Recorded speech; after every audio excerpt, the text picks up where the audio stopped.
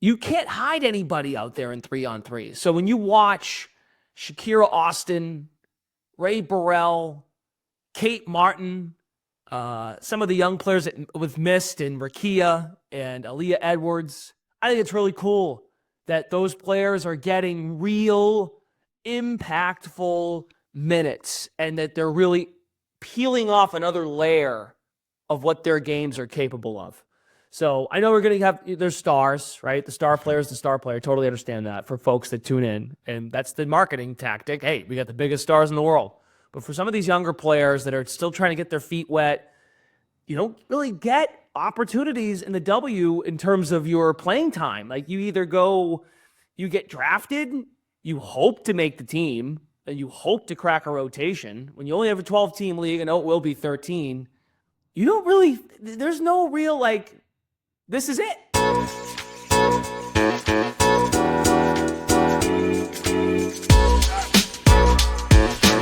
He is the voice of the WNBA's Connecticut Sun, and now he is the voice of the 3x3 League Unrivaled. We welcome Brendan Glasheen onto Hoopsology. Welcome. Hi, Justin. Thanks for having me. Coming off week one here, so a lot to sink our teeth into now that we've had actual real games. So thanks for having me on. Appreciate you coming out to the show. I was really looking forward to this interview. Ever since this league was announced, I've been keeping my eyes closely on this league, so it's a pleasure to have you. Before we jump into Unrivaled, we have a tradition on our podcast. We delve into the mainstream headlines concerning the NBA, the WNBA, other news concerning basketball, but we delve into basketball culture. What makes basketball so great compared to other sports? So starting off with this question, take it any way you want it. Excuse me. What is your first or favorite basketball memory? Well, I'll tell you this. It's definitely not playing it because I wasn't any good at that. That's why I put a headset on. I'll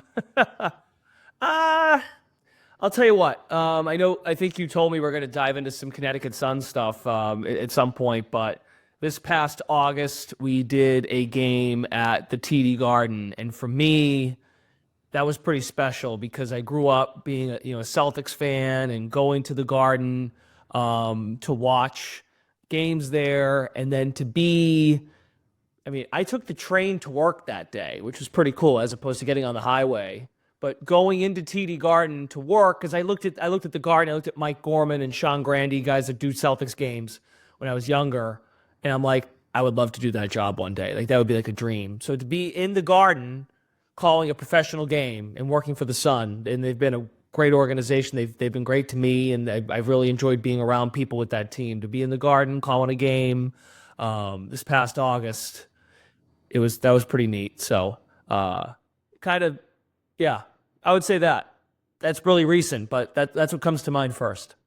That's awesome, man. And we'll delve into the Sun and what maybe will happen with a new WNBA franchise in Boston in the future. But first, I want to jump into Unrivaled. So, like you said, the league has recently kicked off as recording of this podcast. Just your impressions so far in terms of calling some games. I've watched your broadcast. I've been very, very, very impressed. Kind of has some like bubble vibes, but with a crowd. So has a lot of energy, but also has kind of a really sleek feel and distinct from what you see from the WNBA. So what's your impressions of the league so far? Yeah, I'm glad you said that about sleek because I tend to agree. I know folks have been wondering, why aren't we seeing the crowd? Why aren't we seeing the crowd? Well, when you watch a sporting event, in my opinion, when you're watching a game, you're watching the game. Now, fourth quarter, winning score time, Skylar Diggins-Smith hits a game-winning bucket. Okay, show the pan. She's celebrating. I get it. So, look, it's weekend one. This is a 2.5-year vision by Nafisa Collier and her husband, Alex Bazell. Of course, Brianna Stewart has now hopped aboard in the finding of the league, but everyone's just the people, and Brianna Stewart has mentioned this a few times, the people are fantastic behind the scenes. There's a belief in one another around the league. Everyone has kind of bought in as far as like no one's bigger than anybody else. Everyone's treated each other so well. So yeah, I know that's not answering a question about the basketball, but I want to get that out there. Like everyone has been super awesome for what they've done here. Just outside of Miami, building, this facility, and I'm sure we'll jump into that has done everything. They've covered everything. Nafisa and Brianna have covered everything in terms of what they need for these women to feel ready to play every night, to feel they can bring their families here, and make the experience exactly what these players need for when they end up going back to their respective markets next summer. But they've both been very adamant about how they're so proud of the surrounding cast they've had in terms of the work. As far as basketball, wow. The pace of play has been faster than I imagined. When it's a 72-foot court, 3x3, we've said this on the air a few times, I think, because we're trying to remind folks the rules, just slipping in some notes about the rules, just in case we get a new viewer. That's the key to this, with broadcasting too. You never know who's watching. You never know. You might get someone new to attention grab. But Justin, I would say the pace of play, no doubt about it. And what I never really thought of this, like, these coaches set so much tone with their energy. You can't hide anybody out there in 3-on-3. So when you watch Shakira Austin, Ray Burrell, Kate Martin, some of the young players that we've missed in Rakia and Aaliyah Edwards, I think it's really cool that those players are getting real impactful minutes and that they're really peeling off another layer of what their games are capable of. So I know we're going to have, there's stars, right? The star player is the star player. Totally understand that for folks that tune in. And that's the marketing tactic. Hey, we got the biggest stars in the world. But for some of these younger players that are still trying to get their feet wet, you don't really get opportunities in the W in terms of your playing time. Like, you either you get drafted, you hope to make the team, and you hope to crack a rotation. When you only have a 12-team league, and it will be 13, you don't really, there's no real, like, this is it. Like, Athletes Unlimited, Unrivaled, there's no real opportunity to, like, grow your game and maybe prove to people that you belong. So I think those players have been really, and I apologize if I missed somebody, but those kinds of examples, that's been pretty neat. Can you give a quick rundown of how the league works, just in terms of maybe some of the rule set and then just how it differs from the WNBA in regards to the playoffs, and then also you have a 1v1 tournament as well. What's kind of the distinctive features on Unrivaled compared to other women's leagues out there? Yeah. Well, the postseason will be in March. It'll be 4 teams get in of the 6. Single elim. As far as the rules on the court, shot clock is different, of course. I mentioned the court in length is different. Shot clock's 18 as opposed to, almost double that. Well, not double it, but, like, I'm thinking college almost double that. But 18-second shot clock. The length too. I mean, it's a 10-week in total. The regular season, you get the one-on-one tournament. You include all of it when the players get down here. It's a 10-week sprint. The free throw rule, the free throw thing, I'm actually personally used to because I do games in the G League, and the G League uses the same free throw rule: 1 for 2, 1 for 3. I wish the NBA would do it. I like how Unrivaled's trying it. Got to make free throws. So if you miss free throws, that really shines, or it seeps through if you don't make your free throws. So I like the free throw thing. That's pretty cool too. So that's a general premise. We're all kind of learning more on the fly though. But yeah, I would just say I think as far as in between the lines, it's still basketball, but the smaller court is certainly that's where conditioning matters a lot more. And you might think, like, well, they're only playing 7-minute quarters, and it's an untimed fourth quarter with the winning score. Well, you're running a lot more because the possessions are almost the same. The shot clock being not as much in length. And off misses, if you're the team that grabs the rebound off a miss, you want to go back the other way and maybe get numbers, especially when you have, like, we watched Laces last night, Alyssa Thomas or even Kayla McBride, Tiffany Hayes. Like, they've got so many players who can handle the ball. So those are some things. So you're seeing, and I think Teresa Witherspoon put it well, you'll see, like, it's 3-on-3, but you're almost just taking a layer of a 5-on-5 set that a coach would draw up, and then you're just, like, you're putting a piece of it it's a piece of a 5-on-5 set, turning into something you would run in a 2-man game. I think we've heard that if you watch any of the games, like you'll see little two-player sets or screen and rolls, a lot of stuff you'd see on one side of the court when there's 5 or 10 people on the floor, 5 on offense, 5 on defense.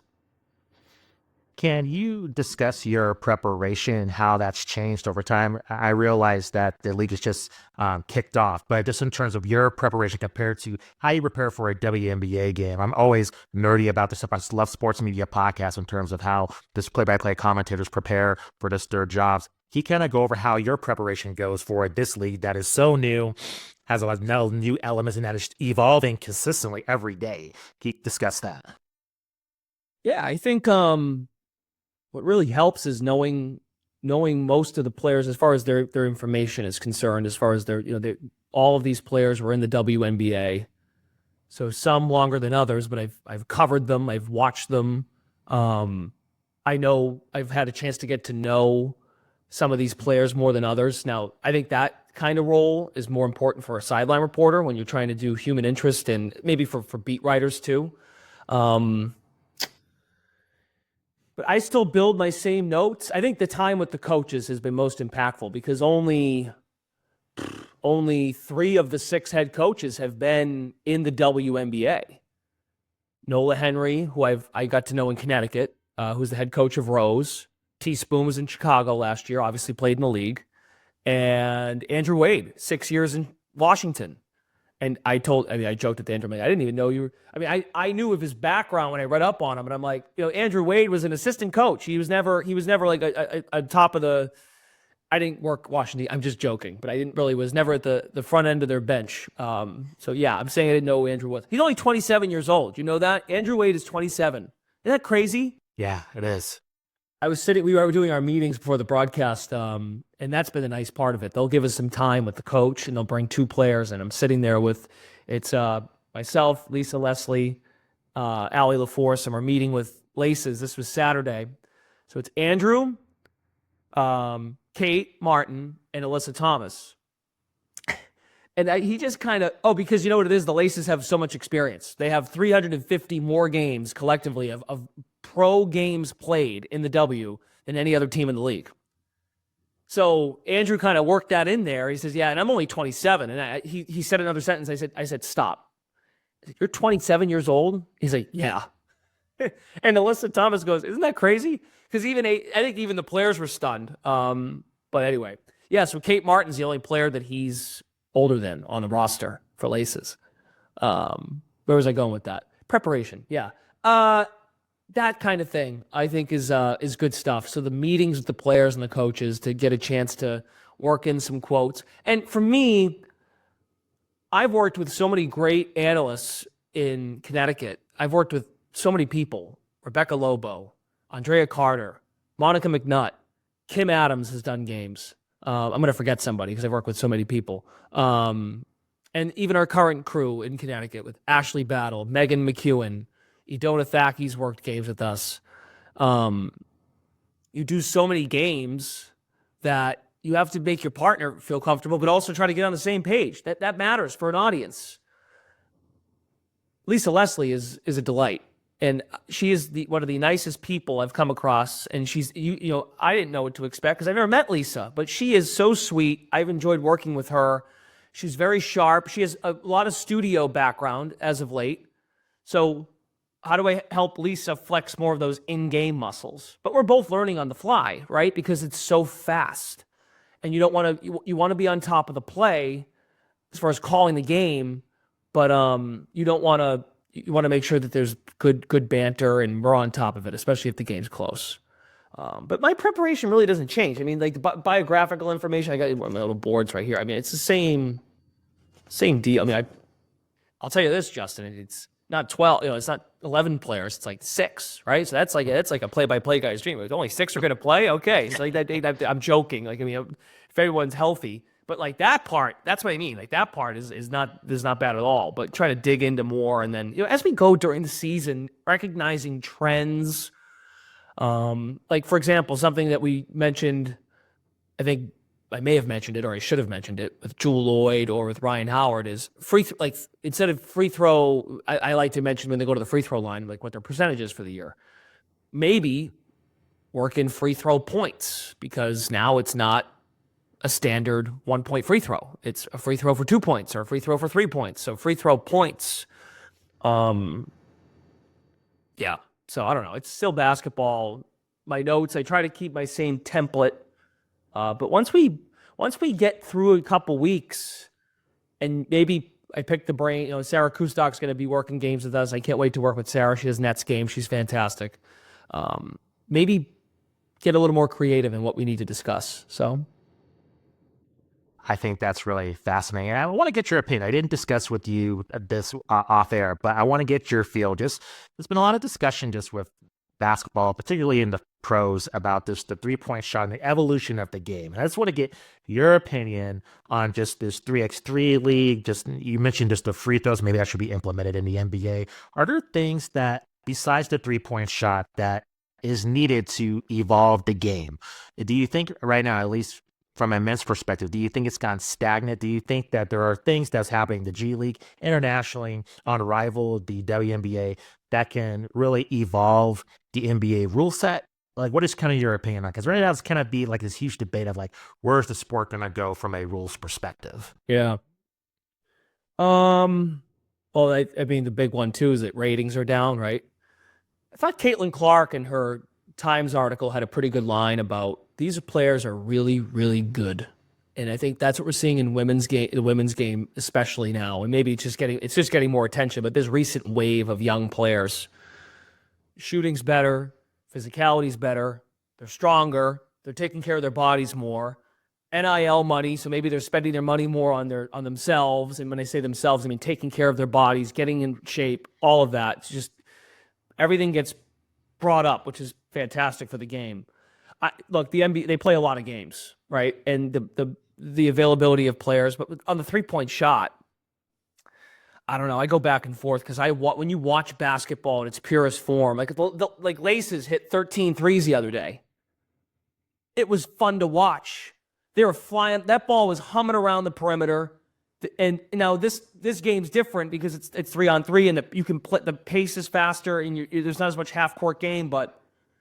I've been spoiled in Connecticut. Alyssa Thomas loves spraying the ball out and she loves making her teammates shine and making her teammates look good.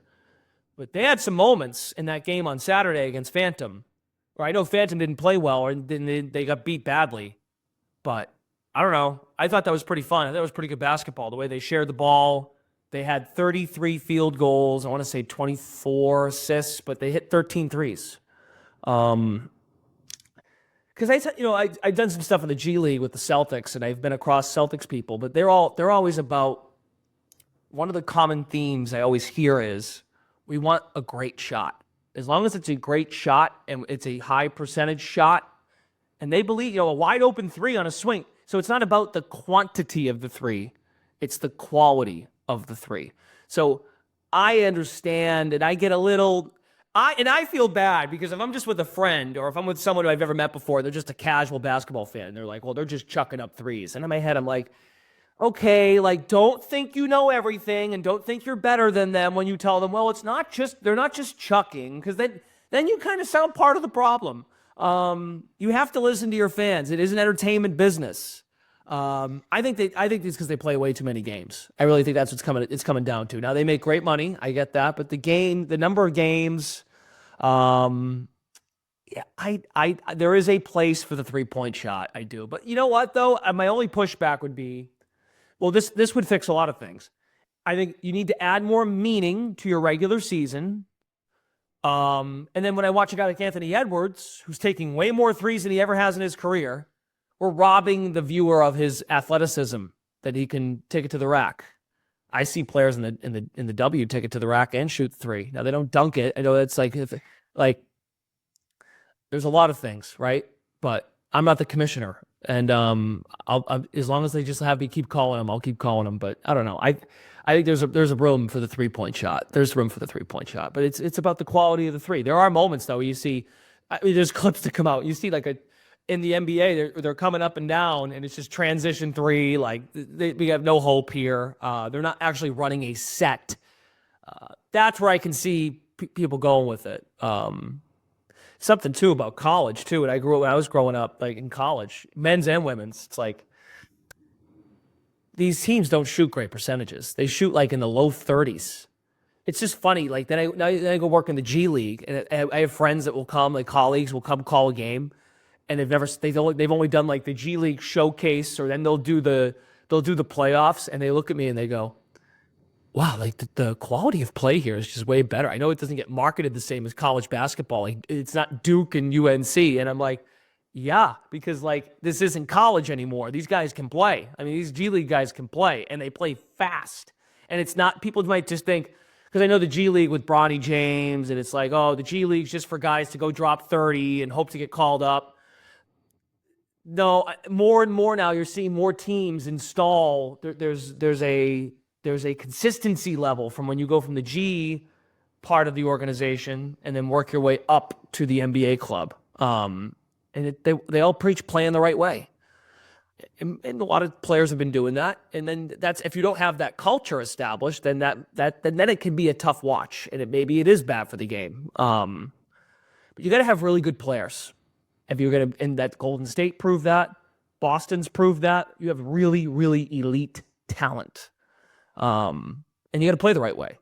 And then the 3-point shot looks really good. But when you don't play the right way and you don't have elite talent, how do you pivot? Yeah. No.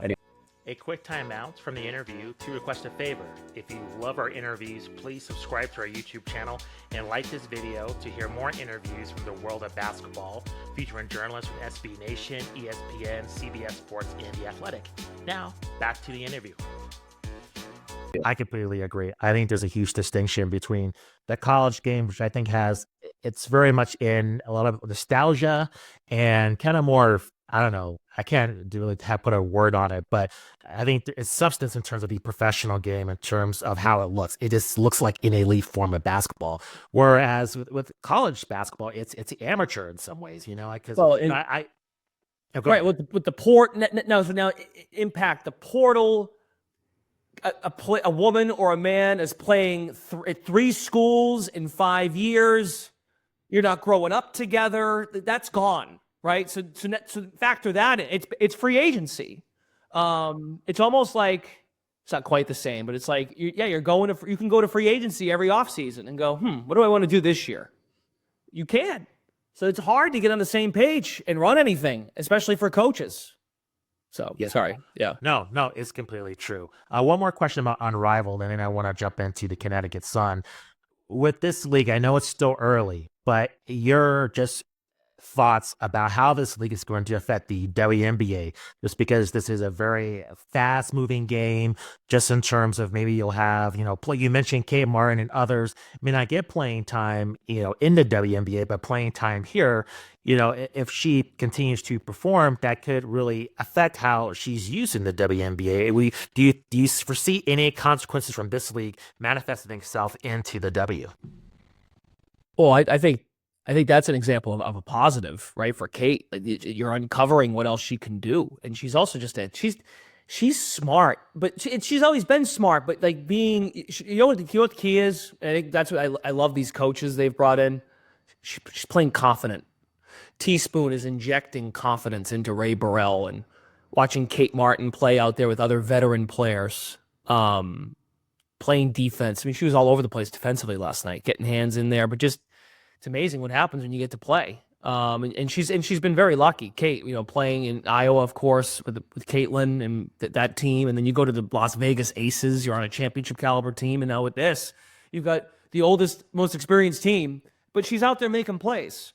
As far as the W is concerned, I think this is the idea behind this is to maybe open up an avenue for a player to get to do more things and be more crisp, be more solid. Phil Handy's preached that quite a bit with his team in Mist. I want to be able to get through to Rakia Jackson and to Aaliyah Edwards and even Dejanay Carrington, who's trying to up her offensive output at a more consistent level. She's done all the right things defensively. She's fulfilled her role player, but now even Dejanay's talked about, look, My rookie contract's over. Like she's graduating to another level of her career where she wants to be all-star form every night, and that's the key, every night. And Phil preaches that. Phil worked on 3 championship staffs in the NBA: Toronto, Cleveland, Lakers. I mean, he's been everywhere. He's worked with the greats: Kobe, Kyrie, LeBron. He's worked with Juju Watkins. Adam Harrington's worked with Sabrina Ionescu. DJ Sackman's been around the president, Alex Bazel. They've been around great players with his hoop study project. I mean, Teresa Witherspoon, from a intangible standpoint, gets through to players as well as anybody. So I love Teaspoon's dynamic because she knows ball. Don't get me wrong, but just I would play for her. The way she lifts a player up, confidence-wise, getting through. So Shakira Austin is benefiting from that. Or sorry, not Shakira Austin. Aaliyah Boston. Excuse me. Aaliyah Boston has benefited from that. I mentioned Ray Burrell of Vinyl. So I think this is all. So I think it's an incomplete, Justin, because I'm really curious to see what it looks like next summer when we see these players and how their coaches might utilize them. And I will make mention of this, especially last night, because we didn't end until like midnight last night. It was a late night. WNBA coaches and staff are coming to these games. They're in the building. I mean, Becky Hammond was there last night. Kurt Miller, who's now the GM in Dallas. Chris Koklanis, the head coach, they were in the building last night. They've been coming in and out, all the coaches. So if I definitely missed a few. I just can't remember on the top of my head. But yeah, they've been in and out of the building. They're watching, and they're keeping an eye on how, and I think they're looking at it from the basketball standpoint, how to utilize some of their players. So I think there's going to be, and like for Phil Handy, he wants to be a head coach. So good for Phil. I think they're trying to figure out, he's trying to prove like, hey, I'm taking this stuff seriously. And the player development side, how coaches then use it. And the other obvious one, as far as the W is concerned, is look what they're doing to take care of them and all the resources. It's not quite what you asked, but I think that's like antennas are up, right? Like that's a big one. So yeah, I mean, we'll see what happens. I mean, I think we need to see it for 1 year. Like then we'll get, that's a very boring answer, but we need to see what it looks like from when this group of 36, and I'm sure there might be some more players coming in and out. And I'm only saying that because while we saw with Phantom, team's going to get hurt. It's inevitable. It's 6 players, 10 weeks. Like there's a lot of basketball for 3 games. Well, most teams, it's 2 games in 3 nights or a back-to-back. We're already seeing them. Tisha Heideman's here. They're already going to another player. So of this 36-ish group, how they look in their next stop and how it impacts their team. And like Sabrina Ionescu, the last one I'll say on this is Sabrina Ionescu has been pretty outspoken about this, about, hey, and look, Olympian, she's won a championship, one of the rising stars in the league. And she's still, she's younger than Stewie. She's younger than Nafisa Collier. Like Sabrina's on that. Sabrina's in that kind of weird middle, and then you got that rookie class coming up, or this past rookie class. But Sabrina's been pretty outspoken. Like, look, this is our off season. She said so she didn't want to put words in everyone's mouth. This is my off season. She just had surgery on that ligament in her thumb. She's playing, as we know, but she's ramping it up for another season. And I'll let the audience think about it for a second. Sabrina's got a lot of other endeavors that she has to take care of, and that's a very that's a very weird, that's something you got to be careful with this, right? You don't want to see someone like Marina Mabry's out for a few weeks. You don't want someone to get banged up to the point where they're missing time in the summer. So they got to keep that in mind. As much as we're excited about the physicality and the up and down nature of the 3-on-3, Sabrina's been, and that's Sabrina. That's not me. I'm not speculating. Sabrina's been outspoken about, hey, I take my off season very seriously, building up for another summer. So there's going to be some weird roller coaster turbulence that we're going to have to go through one weekend, and so far so good. Yeah, it's just this is the first year, so it's just going to be evolving, I think, situation for this league, and I'm excited to see how it unfolds. I want to shift to the Connecticut Sun. Huge year for them. a massive regular season, solid run in the playoffs. What were your impressions of last season, not only for the Sun, but just the W as a whole? A lot of momentum with this new franchise, as you mentioned, adding a new franchise upcoming this year. What are kind of just your impressions overall of this Sun, a new head coach, and then heading into this season? A lot of changes. The WNBA is changing rather rapidly, just in so many ways, just in terms of popularity and expansion, and the Sun are a huge part of that. So, kind of, what are your impressions overall? Yeah, I think well, look, coming off a year where they're kind of kicking at the can again, I think the huge development from a where to look next and how, they might think, look, veteran group, and it is a veteran group. The maturity of Ty Harris, Dejanay Carrington, you added Mabry, you've got a nice little core there, and Bree Jones is also one of their mainstays. I don't know what's going to happen with, they cored Alyssa Thomas. There's a lot that could change. But Stephanie White going to Indiana, congrats to Steph. I think with coaching wise, they're going to install. They want to play fast. Guards should be thrilled about this kind of system. I think Steph, just for me, I think this was a win now situation, and Steph being available when she was a few years ago was pretty remarkable that they made that happen. So I've been so focused on Unrivaled that I haven't really been able to give it too much thought. But I think, look, I think they've set a bar that they want to win. They want to win a championship, and they've won. It's been for my sake, for my job. They win a lot of games at home. They win a lot of games, period, especially in the regular season. So it makes my job really easy. And because but I don't know what it's going to look like. They've always kind of said, they had a few years ago, they had JJ and Courtney Williams. And then, of course, JJ goes to Brooklyn. Courtney moves on. And you're like, all right, but he's still got a core here. I don't know what's going to happen. Alyssa Thomas has been pretty outspoken about her situation. So we'll see what happens. There's an obvious connection there with Dewana Bonner. See what happens. I really don't know. And that's all going to happen now in the next, it's going to happen fast, right? Next 2 weeks or so. So we'll see. We'll see. I'm not positive on that. But yeah, I think a lot of excitement with Golden State being in the league.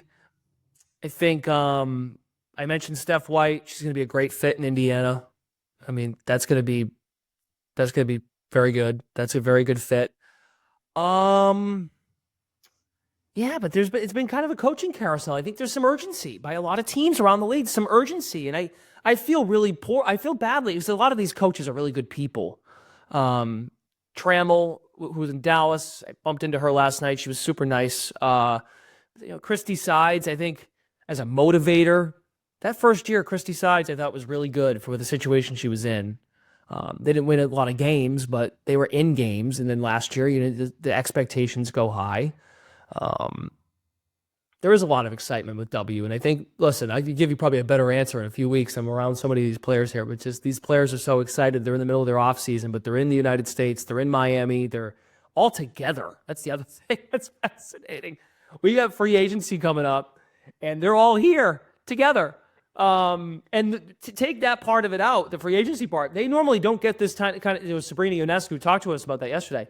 Maybe All-Star weekend for 48 hours, you get this kind of time, or even the Olympics, you're working. But yeah, they're all the best players. They're all together. I can only imagine the level of the discussions that are being had. So maybe that's why all the GMs and the head coaches around the league are coming down here. They're like, all right, you make sure they're not doing my job. I'm joking, but yeah, I mean, look, the momentum in the league is great. We had a game in Boston this past year with the Sun, sold out. Cameron Brink didn't play, but Rakia played. So there's a star there, but it wasn't Caitlin. It wasn't Angel. I think that was a good sign. Boston loves its basketball. I was really pumped about that night. The Marina Mabry pickup hit that huge three in that first round against Indiana, which saved my wedding day. I won't get into that further. I mean, it's true, because if they played Friday game 3, that would have been the same end as my wedding. So Marina Mabry, thanks for hitting that three. I've really enjoyed it, though. I think it's really high-level basketball, and the momentum of the league is only getting better. In adding a team, Toronto eventually. it's a good time to be around women's basketball. That's for sure. And then of course you got, we'll see who goes number 1 in the draft. I think we all have an idea, but that'll be good eating too. No, completely agree. Last question for you in terms of expansion. You mentioned Boston.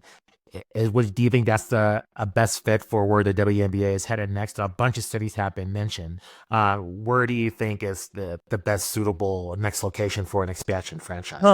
I've been asked about this a few times. You asked what's best. I mean, Connecticut's done a really good job of marketing New England. I think the Boston idea is a good one to move around, especially Celtics, having that relationship. Good stuff. It pains me to say this, but Philadelphia it would be pretty good. Yeah, because I have friends from Philly and they're annoying. But Philly's done a good job. I mean, in all seriousness, Philly they dig in as a fan base, and they think they've got some resources there. There's a basketball the basketball culture in Philly is very, very strong. I know they love their football right now as we speak with the Eagles, but they love their basketball. They have a lot of basketball passion, a lot of basketball history. Philly jumps out. You think of another one. I wonder maybe down here in Miami. I don't know. To give unless I'm not missing anybody, to give Atlanta kind of another team down here, like another rival. I know Atlanta's, Dallas is, I guess, close, but I don't know. Maybe East Coast. Maybe I'm being biased, but yeah, I would say Philly's probably number 1 on my list. So maybe Denver. Denver's got a good. They've done a pretty good job. I think they do a great job with how they. Just from a pro sports perspective, I think they've done a great job of how they utilize Ball Arena, how they run their teams, with the Nuggets, with the Avalanche, also the National Lacrosse League, with the Colorado Mammoth. Like they bang that arena out all the time. So they're doing something right in Denver. Yeah, those are my 3. How's that? Philly, Denver, and then we'll give Miami some love. I'm biased. I live in Denver, so that's my pick. And then I'm originally from Albuquerque, New Mexico. There's a huge women's basketball culture there. So this, you have New Mexico to the south, Denver as a prime location. I am rooting for that scenario, but I can see Philly taking it. I mean, just like you said. Have you ever been to a Colorado Mammoth game? I have not. I've wanted to. Okay, you should go because it's a blast. I mean, I've covered the National Lacrosse League before, but I meant that. Like they anything they have there, they do it well. So that's good to know about. And you're there. Plus, I think Denver's kind of cool, downtown Denver. For a game night, a game night visit. I don't know if I'd live there, but a game night visit would be good. Cool. But yeah, Philly. So I'm glad you agree about Philly. But yeah, that's cool. Good stuff. Well, appreciate you coming on to the show. I know you're extremely busy. Thanks for making the time. Can you please let our audience know where they can find you on social media? Any other projects you're working on? I know your schedule's probably pretty busy for the rest of 2025, but if you have anything else you're up to, we would love to hear it as well. Let me see. Let me think. Projects. I got married last year, so that was the big project. Thank you. Yeah. Oh, you didn't have to say congratulations. I was more so saying that because that was like the top of mind. I'm joking. I'm just a smart aleck. You can find me on Twitter, X at Brendan Glasheen, first last name. I think I'm the same on the Blue Sky app too. And then Instagram is BJ_Glash. We're all bought in, Justin, on Unrivaled right now. They've got me down here the whole time, which, by the way, I didn't know that was going to be the case. I thought maybe all right, they'll have me come in and do half the game. No, they wanted one voice, and they asked if I was all in, and I'm like, I'm in. Let's do it. So I've been I'm very, very, very excited and very lucky. I'm fortunate. Also, shout out, Maine Celtics, the NLL. They were very cool. When they heard about this from me, they were like, "Go, go do your thing," because they were on TNT, and it's a great opportunity professionally. So yeah, we'll be doing that. Hopping on shows like this if necessary, or to help out. I'm happy to do it. I get the podcast grind, so this is always a good time. And then yeah, I'll do some G League and NLL when I get back to finish, and then we're kind of flipping the calendar after April. I've got a wedding to attend and be a part of it for my friend at the end of April, and then we're into the weeds. I'm going to be going to preseason games and some practices, and we're going to see how the WNBA season shakes out. Fantastic. Thanks for spending the time. Truly appreciate it. Thank you. Thanks, Justin.